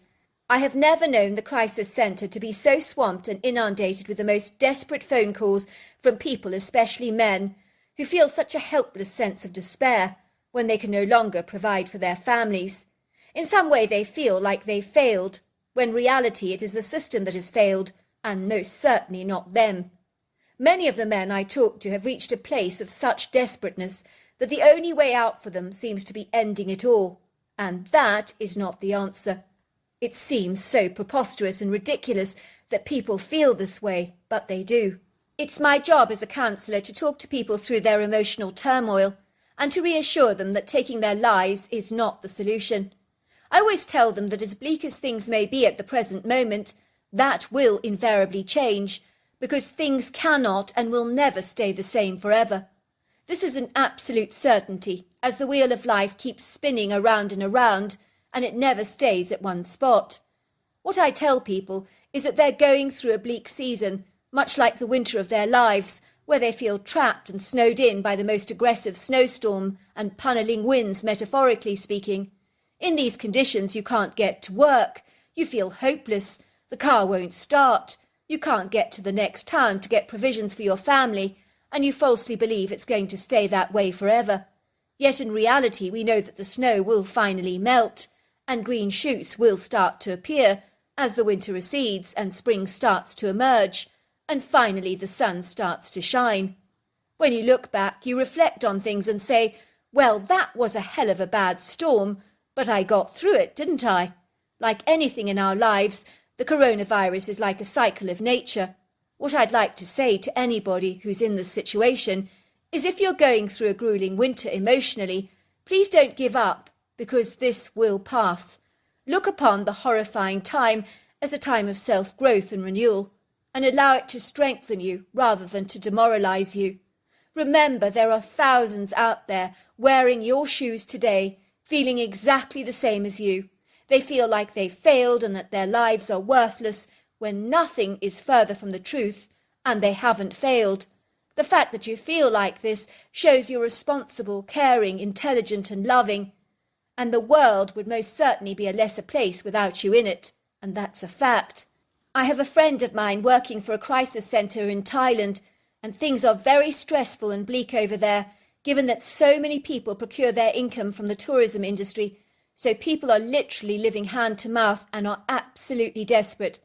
The crisis centres are so inundated with calls, with people needing help, that nobody can get through because the lines are just so hectically busy. These people are so desperate to hear a reassuring voice at the end of the line. It would seem there is a huge increase of people throwing themselves off bridges or tall buildings in order to end it all, as they see no other way out. It's so tragic and so unnecessary, a dreadful waste of valuable, precious and beautiful lives. It makes my heart break to see this happening around us every day. I also believe that the isolation caused by social distancing has had a profoundly negative effect on people's lives, as we are social beings by nature and at heart that need to interact with each other, and touching and talking is part of our biological makeup. So the surge in loneliness around the world is escalating at disproportionate levels. My story that ultimately led to my Bigfoot encounter actually happened in the middle of last year, when the phone rang fleetingly at our crisis centre, and I knew the caller as I recognised his voice at once. Luckily, he didn't recognise my voice immediately, as he may not have confided in me if he had done so. You see, people like being anonymous on a helpline. More often than not, even their own family members may not be inclined to know the turmoil that they are personally going through. It was the voice of a young man that I knew from my years as a university student. So back to the phone call at the rescue centre. "What's your name, sir?" I asked. "My name is Simon," said the man. "I'm Tammy," I told him. "Tell me what's going on with you, Simon. How are you feeling today?" "Not good. I'm desperate," said Simon. "I'm this close to pulling the trigger. I have my rifle on my hands right now, and I'm tempted to blow my head right off and be done with it all. I nearly pulled it half a second ago, but something stopped me. The truth is, what is the point of going on if I've got nothing left to live for?" "I think in your heart you know that's not true," I said. "Deep down you know that pulling the trigger is not the answer." "Oh, but it is. It's my only way out of this mess." "Tell me what happened to get you to this low place." "Well, after the coronavirus, I lost my job. I sunk into a deep depression. I started drinking to excess to numb the pain. And my wife stormed out on me with my kid, calling me a useless drunk, and she's filing for divorce. I've lost absolutely everything." "That's not true," I said. "It may seem like you've lost everything, but things can change, and they do. Are you just going to give up on your wife and leave your kid without his father? Are you not going to fight for what you love and for what's important to you?" "Well, what kind of a father am I? I can't even provide for my kid. I can't afford to pay the bills or to put food on the table. My wife had to pick up groceries from a food bank, Do you not realise how humiliating that is for me, to see my family in this place of such destitution? I feel ashamed, useless, pathetic. I feel like a complete loser. Simon, have you forgotten how many thousands of people are wearing your shoes today? How many people out there have lost their jobs? Your job doesn't define you. Your worth isn't measured by how much money you make. Every single American out there is impacted by this virus in some way. We do what we need to do to survive, and if it means getting food from a food bank, then so be it. We're in this mess together. You're not alone. We all help each other. And believe me, there are hundreds of men who feel worthless because they're not working. Do you realise how ridiculous that sounds? I suppose you're right. I hadn't actually thought about it like that, I suppose. We are all in the same boat after all, but it's difficult not to take it personally. Of course I'm right, I said. And as you say, we're in the same boat. Yes, and some of us are on more turbulent seas than others, but we're still in this mess together, regardless. Well, what should I do about my wife and kid then? What do you think I should do? Fight for them, for goodness sake. Show them how much grit you've got, and do what you can do to hold it together during this tumultuous time. That's what makes you a man. It's not about your job or your money. It never ever was. It's about being man enough to face what life has to throw at you. It's about swimming when you're drowning and staying afloat. It's about survival. If you make it through the dark times, you're a winner. But if you pull the trigger, you've already lost the fight. You've taken the easy way out. I've never thought about it like that, Tammy. Do you know, your voice sounds kind of familiar. I'm Tammy Whittaker. I remember you from university. You're Simon Barnes, is that right? That's right, I am. I think I remember you, Tammy. You're the one with the dark hair. You helped me so much. Well, it's a pleasure. Are you going to put that trigger away now and start fighting? You bet I am. Good. That's what I want to hear. Fast forward to about 3 weeks, and who would have imagined it even possible? But I bumped into Simon Barnes at Walmart, and before long we got talking, and he informed me that despite his very best efforts, his wife was insisting upon a divorce and had already signed the papers, but he was still able to visit his son, and irrespective of all the losses in his life, he was not going to give up without a fight. He told me he was feeling a whole lot better about life, and said one of his best friends was allowing him to move into his parents' cabin on their large hunting estate in the countryside. It's so beautiful there, he told me. I've been taking regular walks into nature, and it's helped me to find peace and tranquility. I'm beginning to feel more whole again. Good, I said, giving him my phone number. You can talk to me whenever you need a chat, day or night. I'm always at the end of a line. Remember that. I never want you to get to that dark place again. Do you understand? Righty-o, said Simon. Simon and I talked to each other every single day. At first I was just a friend, giving him advice and encouraging him. But we began to get to know each other gradually, and then we connected on a deeper level. And in December of 2021, I moved into his cabin, and we officially became a couple, as we had both fallen in love. This was not something that I'd ever anticipated, but I suppose stranger things have happened. The rustic wooden cabin that Simon rented from his friend's father on the hunting estate was utterly idyllic. It looked as quaint and magical as something you would expect to see in a fairy tale. Although small, it was lavishly decorated with comfortable furnishings, a superb stone fireplace, and a rarely swanky state-of-the-art kitchen, and a small but cosy bedroom. It possessed floor-to-ceiling windows that opened out onto a large, superbly furnished wooden deck that overlooked exquisite, ravishing views onto a large, silvery lake, where you could observe the silhouettes of the trees and mountains on its gleaming, shimmery surface during the summer months. The left side of the cabin was flanked by forest that rose up into the mountainous valley, and on the right side of the cabin was an open prairie that in spring I gather is full of pretty flowers, and amidst the prairie is a gravel road which leads up to the main hunting estate, which is a resplendent, opulent, stylish ranch-style home with an extensive premises that offers accommodation for all the guests during hunting season. When I moved in with Simon to the quaint little cabin, it was during the winter months, so everything was swathed in snow at this idyllic retreat, and it looked like a winter wonderland where the icicles of snow draped the trees in fragile white crystals, and the undulating hills and the prairie were just carpeted in white, and it was so stunningly beautiful. It was lovely and cosy sitting by the open fire every day and going out for a brisk, invigorating walk. One day I encouraged Simon that we should take a walk in the more rocky area that trailed through the woods, which of course is more of a challenge physically. But who doesn't enjoy a challenge from time to time? It must have been about an hour into our walk when we reached a high rocky elevation, and for some reason the light of the day seemed to bounce or dance off a Pacific rocky area like a bright reflective prism. And upon investigating the spot in question, I discerned that there was a 5-foot wide opening in the rock. We both climbed cautiously into the opening, which tunnelled through the mountain in the form of a long passage, but what was incredible was that the passage was completely carpeted with animal pelts, which led from the entrance of the cave right the way through the mountain. Simon and I always wore our headlights on our hiking excursions in case it got dark in winter, as darkness can come on swiftly, and so we switched those lights on.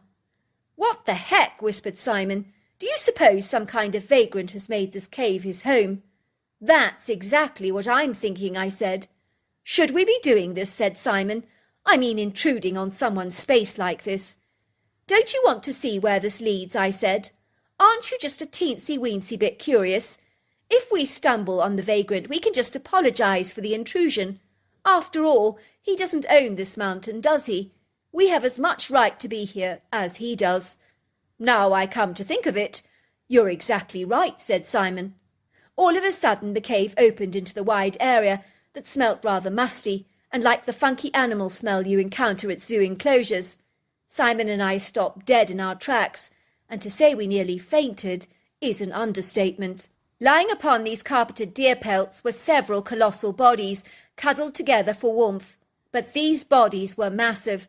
They were covered in long flowing dark brown hair of different shades. I could see the chests rising up and down as the creatures breathed in and out, and I could discern that they were definitely not bears, because one of the creature's human-like hands was clearly visible, displaying long, thick sausage-sized fingers and, of course, flat nail beds. The critters made deep, guttural snoring sounds. I could see on the far side of the cave was a timber beam with some squirrel carcasses hanging on it, and on one side of the cave was a colossal basket filled with hundreds of apples, another one with whole acorns, and another basket was filled with strange-looking tubers or knotted roots that looked like ginger but were clearly something else. I imagine it was some kind of starchy root that was gathered during the summer months and maybe eaten during the winter. Then there were human Coke bottles with caps on filled with water that hadn't actually iced up yet due to the warmth in the room created by the animals. The strangest thing of all that I discerned was that there was a basket filled with all kinds of pretty stones, and one large stone looked remarkably like an amethyst. On the walls of the cave were animal pelts that were hanging literally everywhere, like curtains as some kind of insulation, which really made the cave amazingly warm, cosy and snug. There were also bunches of mixed dried leaves hanging upside down, and my guess is they were used for medicinal purposes, possibly for stomach bugs or headaches. Who knows? I'm only surmising. Simon and I just looked at each other. We were too terrified to move in case we woke these animals up, because whatever they were, they had to be dangerous based on their massive size. Simon put his finger to his mouth, indicating that we must be as quiet as possible, and that was when one of the critters stirred from his sleep. I nearly had a heart attack on the spot, as my whole body began to shake uncontrollably. I was so terrified that at the very least our body odour might cause the creatures to be roused from their sleep. One of the critters yawned and sat up and looked at us through glazed, half-sleepy eyes. That was when I knew at once I was staring at a Bigfoot, and I could hardly believe it. And he was easily 4 foot just from the waist up, and his shoulders were 4 foot across, so goodness knows how large he would be standing up. I could see the critter had a huge pyramid-shaped head that seamlessly flowed into his shoulders, and a pair of deep-set golden eyes, but he was in such a sedated, semi-conscious state that I think he thought that Simon and I were part of his dream. The critter looked at us for a moment with the half-open, dazed eyes, and then just flopped back like a rag doll in a sleep-induced coma, curling up with one of the other Bigfoots, placing his long leg over another critter's body with a sudden jerky movement that caused the whole mass of 8 bodies to vibrate, and it was like the sea of hairy bodies moved to the left and then to the right like a wave, and then finally settled and calmed down. And I could see 8 chests again, rising up and down as the critters moved undisturbed by the jerky movements, which was a monumental relief to me. Simon and I crept out of the cave as quietly as we could, and amazingly enough we weren't followed. I could hardly believe it. Once we left the cave, we ran as fast as we could back to the cabin, and we were both so frantic that we began to take deep breaths into large paper bags, until finally we were able to compose ourselves. We were shocked and excited at the very same time, as we couldn't believe what we'd seen. "Do you realise, Simon," I piped, "we've just been in a den of Bigfoots, and we got away scot-free. I can hardly believe it. I thought they were going to smell us and waken from their sleep." "So did I," said Simon. "I nearly died when one of the critters looked up at us, but he was so sleepy, I think he actually thought he dreamed us." After our encounter with the Bigfoots, we go up now to the area regularly and place food gifts for the critter on a tree trunk 100 yards away from the cave. And we've actually been receiving gifts back, like pretty stones and feathers. So I'll keep you posted as to what happens next. But before I go, just a brief word from Simon for you.